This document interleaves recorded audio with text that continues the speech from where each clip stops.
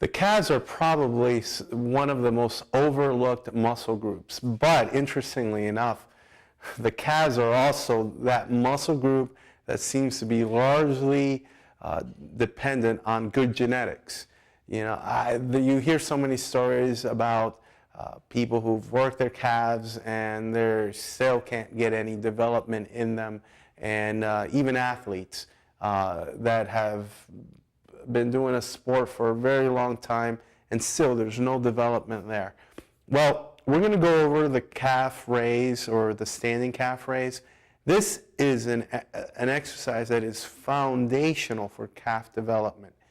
It's important to do this exercise, and I know that it often gets overlooked. Who wants to do calves after doing a heavy set of squats and leg presses and hack squats and lunges and all these things we've covered? But it's important to focus on this muscle and definitely to do this exercise. It adds stability to the ankle.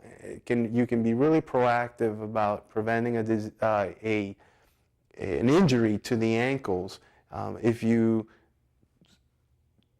systemically go about doing this exercise and consistently. So this exercise here, we're going to have JJ perform.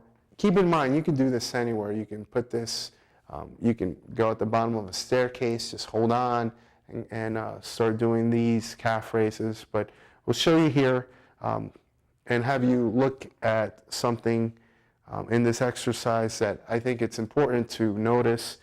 He's getting a full stretch at the bottom part of the movement. So he's going as far down as he can, getting a good stretch in that muscle, and then a peak contraction by going all the way up. Sometimes what I see in the gym is people who are just going halfway down or just going down to a point where their feet are parallel to the floor. You need to dip below that point to get a good stretch. And then at the top part of the movement, really putting all the weight evenly distributed on the balls of your feet, on your toes and the balls of your feet. It's important to do that at the top so you get a peak contraction and you're getting this muscle. If you've had a hard time developing this muscle, that might be the issue. You might be going through this exercise too fast, bouncing at the bottom.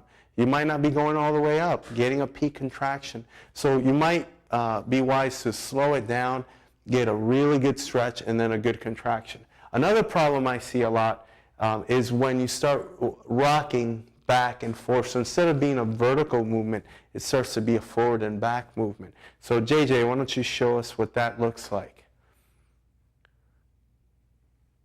You see how the hips are going back, and then as you start to come up, you're building some momentum, so the calves don't really pick up the movement until halfway through it. So you're really only doing the top part of the movement by swinging forward and back with your hips. So this isn't what we want to do. Again, if you can go back to doing it the right way, what we want to do here is just go straight up and down.